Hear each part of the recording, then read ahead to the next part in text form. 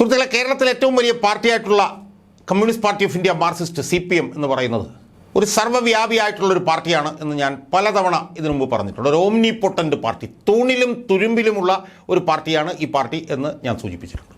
ആ പാർട്ടി കേരളത്തിൻ്റെ ഏത് മുക്കിലും മൂലയിലും ചെന്നാലും കാണാൻ കഴിയുന്ന ഒരു പാർട്ടിയാണെന്ന് ഞാൻ പറഞ്ഞിട്ടുണ്ട്. ആദിവാസികൾ അധിവസിക്കുന്ന വയനാട് ചെന്നാൽ അതിനെ കാണാം, അതിനെ ഇടമലക്കുടിയിൽ കാണാം, അതിനെ വിതുരയിൽ കാണാം. എല്ലാ ഉൾപ്രദേശങ്ങളിലും ആ പാർട്ടിയുണ്ട്. 35,000-ഓളം ബ്രാഞ്ചുകളുണ്ട്. അതിന് മുകളിലേക്ക് ഈ പറഞ്ഞതുപോലെ ലോക്കൽ കമ്മിറ്റി, ഏരിയ കമ്മിറ്റി അങ്ങനെയൊക്കെ പോകുന്ന സംവിധാനങ്ങൾ. എല്ലാ മേഖലകളിലും ആ പാർട്ടിയുടെ ഒരു സമഗ്രാധിപത്യമാണ് ഈ കേരളത്തിൽ എന്നും ഞാൻ സൂചിപ്പിച്ചിട്ടുണ്ട്. ആ പാർട്ടി സ്കൂളുകളിലുണ്ട്, കോളേജുകളിലുണ്ട്, ജയിലുകളിലുണ്ട്. ആ പാർട്ടി എല്ലായിടത്തുമുണ്ട്. എവിടെ നോക്കിയാലും ആ പാർട്ടിയെ നമുക്ക് കാണാം. അങ്ങനത്തെ ഒരു പാർട്ടിയാണ് Communist Party of India Marxist എന്ന് പറയുന്ന പാർട്ടി. സർവ്വവ്യാപിയായ പാർട്ടി, തൂണിലും തുരുമ്പിലുമുള്ള പാർട്ടി, സമഗ്രാധിപത്യമുള്ള പാർട്ടി. ആ പാർട്ടി കോടതികളിലുമുണ്ട് എന്നുള്ള കാര്യവും നമുക്കറിയാമായിരുന്നു. പക്ഷേ കേരളത്തിലെ കോടതികളെ CPM എത്രത്തോളം ഗ്രസിച്ചിരിക്കുന്നു, കേരളത്തിലെ കോടതികളെ CPM എത്രത്തോളം ബാധിച്ചിരിക്കുന്നു, ഒരു ബാധയായി കേരളത്തിലെ കോടതികളെ CPM ഗ്രസിച്ചിരിക്കുന്നു എന്നുള്ളത് ഞാനും സത്യത്തിൽ ഇത്ര ആഴത്തിൽ ആ പാർട്ടി കേരളത്തിലെ കോടതികളെ ബാധിച്ചിരുന്നു എന്ന് വിശ്വസിച്ചിരുന്നില്ല. എനിക്കറിയാമായിരുന്നു കോടതികളിൽ പാർട്ടി ഉണ്ട് എന്നുള്ളത്. പക്ഷേ ആ കോടതികളിൽ ഉള്ള പാർട്ടി അതെത്രത്തോളം ആഴത്തിൽ അതിൻ്റെ വേരുകൾ പോയിട്ടുണ്ട് എന്നുള്ളതിൻ്റെ ഞെട്ടിക്കുന്ന ഒരു ചിത്രം ഈ കഴിഞ്ഞ ജനുവരി 26 2024 ജനുവരി 26 പുറത്തു വരികയുണ്ട്. അത് കാര്യമായി ചർച്ച ചെയ്യപ്പെട്ടില്ല എന്നുള്ളത് കൊണ്ടാണ് ഞാനിവിടെ ചർച്ച ചെയ്യാൻ വേണ്ടിയിട്ട് ഞാൻ ആഗ്രഹിക്കുന്നു. കോടതികളെ CPM ബാധിക്കുന്നു എന്ന് പറയുമ്പോഴത്തേക്ക് അതിൻ്റെ ഒരു അപകടാവസ്ഥ നമ്മൾ വിചാരിക്കുന്നതിനേക്കാളൊക്കെ ഒരു 1,00,000 ഇരട്ടി വലുതാണെന്ന് നമ്മൾ കാണണം. കാരണം ഭരണകൂടത്തിൽ നിന്ന് നമുക്ക് നീതി കിട്ടാതെ വരുമ്പോൾ, നമുക്ക് കമ്മ്യൂണിസ്റ്റ് പാർട്ടി CPMൽ നിന്ന് നീതി കിട്ടാതെ വരുമ്പോൾ, ആ നീതി തേടി നമ്മൾ ചെല്ലുന്ന അവസാനത്തെ ആലയമാണ് കോടതി. അതുകൊണ്ടാണ് ഞാൻ പലപ്പോഴും സെന്റിനൽ ഇൻ ദ ക്യൂ വൈവ് എന്ന് പറഞ്ഞിട്ടുള്ളത്. Watchful guardian of the fundamental rights of the people എന്ന് ഞാൻ പറഞ്ഞിട്ടുള്ളതാണ്. ജനങ്ങളുടെ മൗലികാവകാശം സംരക്ഷിക്കുന്നതിലുള്ള ജാഗ്രതയോടെ പ്രവർത്തിക്കുന്ന ഒരു രക്ഷിതാവാണ് പാർട്ടി എന്ന് ഞാൻ പലപ്പോഴും പറഞ്ഞിട്ടുണ്ട്. ഞാനൊക്കെ തന്നെ ഒരു LLB എടുത്ത് അഭിഭാഷകനാകാൻ വേണ്ടിയിട്ട് ആഗ്രഹിച്ചതും കോടതി നീതിന്യായം ലഭിക്കുന്നതിൻ്റെ ഏറ്റവും അവസാന ആലയമാണെന്ന് കണ്ടുകൊണ്ട് അവിടെ എൻ്റെ പോരാട്ടം മുന്നോട്ട് കൊണ്ടുപോകാൻ വേണ്ടിയിട്ടാണ് ഞാൻ 53-ാമത്തെ 54-ാമത്തെ വയസ്സിൽ LLB എടുത്ത് ഒരു അഭിഭാഷകനായത്.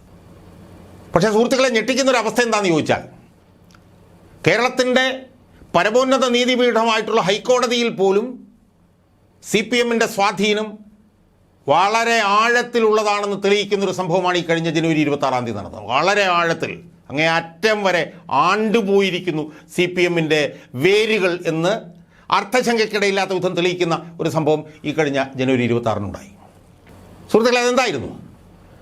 ജനുവരി 26 ആ റിപ്പബ്ലിക് ഡേ ആയതുകൊണ്ട് ഹൈക്കോടതിയിൽ ആഘോഷങ്ങളുണ്ടായിരുന്നു.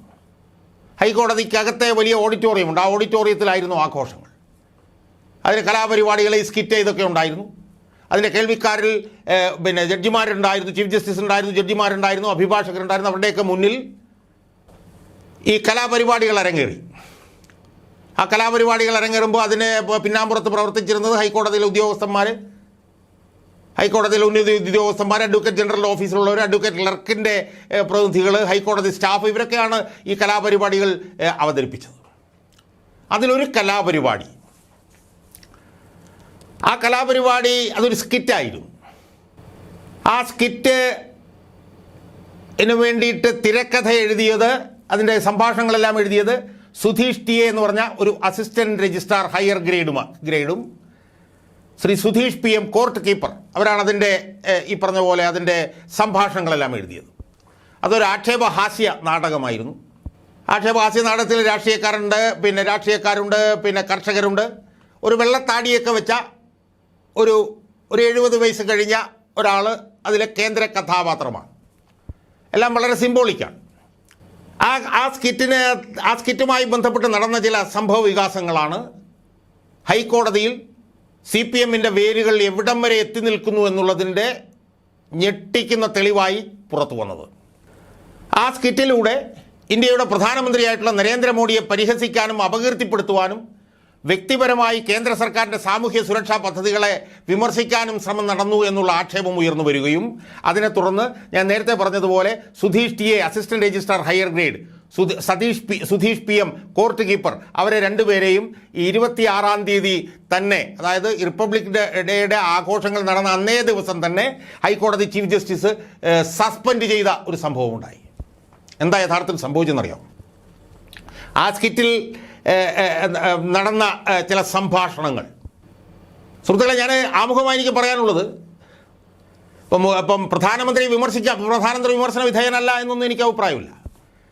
പ്രധാനമന്ത്രിയുടെ ഗവൺമെൻറ് നടപ്പാക്കുന്ന നയങ്ങളെ വിമർശിക്കാൻ പാടില്ല എന്നുള്ള അഭിപ്രായവും എനിക്കില്ല. അത് എല്ലാം വിമർശന വിധേയം തന്നെയാണ്.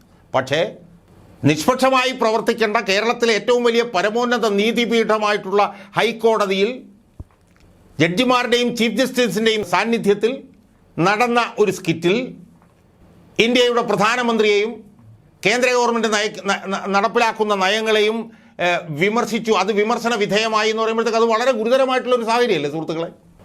ഇതെങ്ങനെയാണ് ഇത് അവിടെ അവതരിപ്പിക്കപ്പെട്ടതെന്നുള്ളത് സംബന്ധിച്ച് ഇപ്പോഴും ദുരൂഹത നിലനിൽക്കുകയാണ്.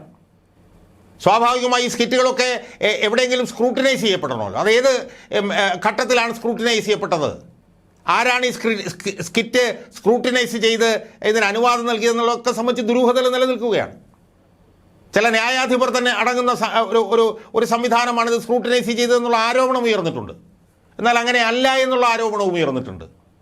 ഇതാരും സ്ക്രൂട്ടിനൈസ് ചെയ്യപ്പെടാതെയാണ് അവിടെ അവതരിപ്പിക്കപ്പെട്ടത് എന്നുള്ള ആരോപണവും ഉയർന്നിട്ടുണ്ട്. എന്തായാലും ഈ സ്കിറ്റിൽ കൂടി പറഞ്ഞു വെച്ച സംഭാഷണ ശകലങ്ങൾ പ്രധാനമന്ത്രി നരേന്ദ്രമോദിയെ വ്യക്തിപരമായി ആക്ഷേപിക്കാനും അദ്ദേഹത്തിൻ്റെ സർക്കാരിൻ്റെ നയങ്ങളെ അതിരൂക്ഷമായി വിമർശിക്കാനുമാണ് എന്നുള്ളതിൻ്റെ ചില ഉദാഹരണങ്ങൾ ഞാനിവിടെ ചൂണ്ടിക്കാണിക്കാം. അതിൽ ഒരു വെള്ളത്താടിയുള്ള ഇന്ത്യൻ പ്രധാനമന്ത്രി നരേന്ദ്രമോദിയെ അനുസ്മരിപ്പിക്കുന്ന ഒരു കഥാപാത്രം പറയുന്നൊരു വാചകമുണ്ട്. എന്താണെന്നറിയാം? ഒരു സംഭാഷണം. ഔഷധ മൂല്യമുണ്ട് എന്ന് ഞാൻ പറഞ്ഞാൽ എന്നെ പിന്തുണയ്ക്കുന്നവർ ചാണകം പോലും ഭക്ഷിക്കും, അതാണ് എൻ്റെ ശക്തി. അതായത് ഔഷധ മൂല്യമുണ്ടെന്ന് ഞാൻ പറഞ്ഞാൽ എന്നെ പിന്തുണയ്ക്കുന്നവർ ചാണകം പോലും ഭക്ഷിക്കും, അതാണ് എൻ്റെ ശക്തി. അതാണ് മോഡിയെ അനുസ്മരിപ്പിക്കുന്ന ഒരാൾ പറയുന്നത്. എന്നിട്ട് ഇതിനകത്തൊരു രാഷ്ട്രീയ നേതാവ് പറയുന്നു മാന്യമഹാജനങ്ങളെ എന്ന് പറയുന്നു. നമുക്കറിയാം മോഡി പറയുമല്ലോ മേരെ പ്യാരെ ദേശവാസിയവും എന്ന് മോഡി പറയല്ലേ.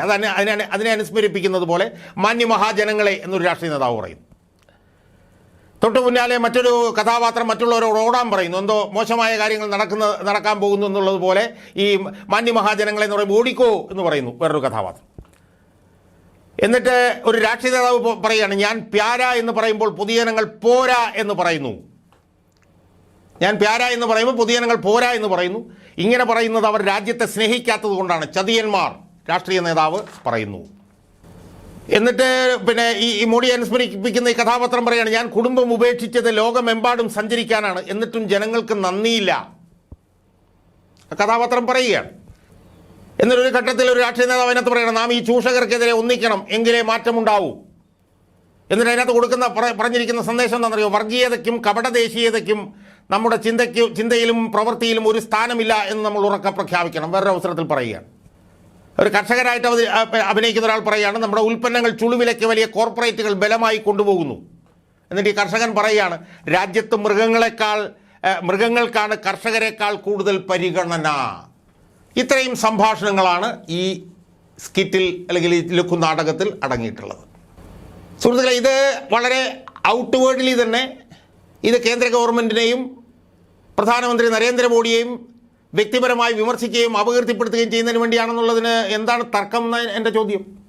ഇങ്ങനെ ചെയ്യുന്നതുകൊണ്ട് കുഴപ്പമുണ്ടെന്ന് പറയുന്ന ആളല്ല ഞാൻ. പക്ഷേ നിഷ്പക്ഷമായി ഭരണഘടനയുടെയും നിയമങ്ങളുടെയും ഒക്കെ അടിസ്ഥാനത്തിൽ തീരുമാനങ്ങൾ എടുക്കാൻ വേണ്ടി ഭരണഘടന വിഭാവനം ചെയ്ത് രൂപീകരിച്ച കേരള